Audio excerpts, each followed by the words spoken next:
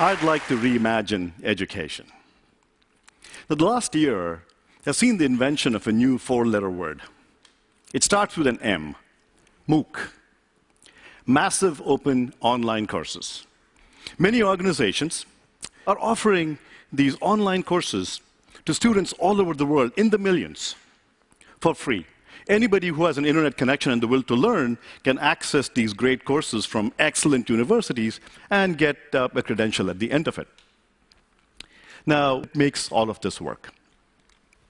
One idea is active learning. The idea here is rather than have students walk into class, watch lectures, we replace this with what we call lessons. Lessons are interleaved sequences of videos and interactive exercises. So a student might watch a 5-7-minute video and follow that with an interactive exercise. Think of this as the ultimate Socratization of education. You teach by asking questions.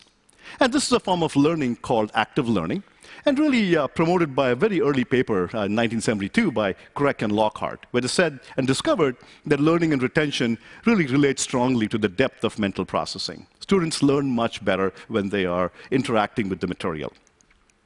The second idea is self-pacing. Now, when I went to a lecture hall, and if you were like me, by the 5th minute, I would lose the professor. I wasn't all that smart, and I would be scrambling, taking notes, and then I would lose the lecturer for the rest of the hour. Instead, wouldn't it be nice with online technologies, we offer videos and interactive engagements to students? They can hit the pause button. They can rewind the professor. Heck, they can even mute the professor. So this form of self-pacing can be very helpful to learning. The third idea that we have is instant feedback.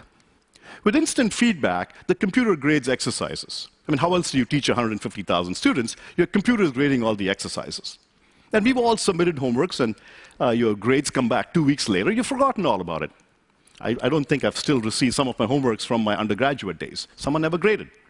So with instant feedback, students can try to apply answers. If they get it wrong, they can get instant feedback. They can try it again and try it again. And this really becomes much more engaging. They get the instant feedback. And this little green check mark that you see here is becoming somewhat of a cult symbol at edX.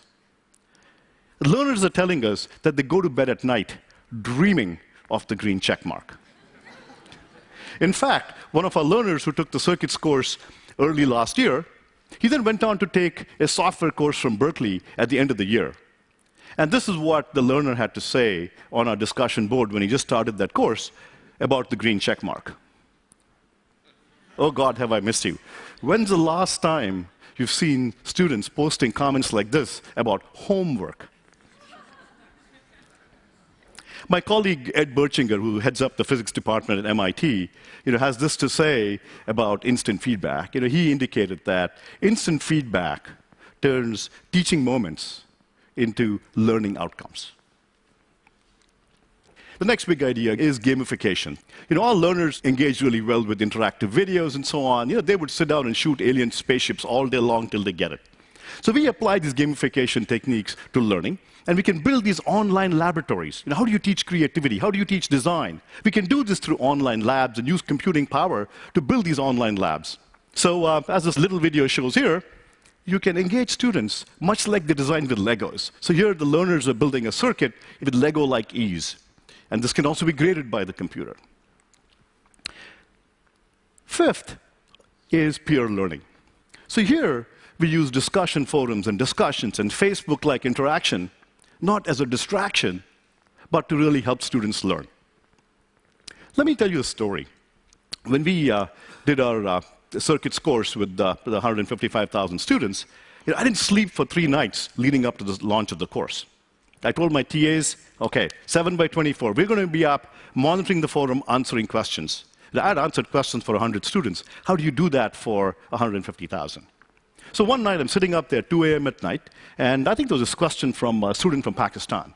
And he asked a question, and I said, okay, let me go type up an answer. I don't type all that fast, and I begin typing up the answer. And before I can finish, another student from Egypt popped in with an answer. Not quite right, so I'm fixing the answer. And before I can finish, a student from the US had popped in with a different answer.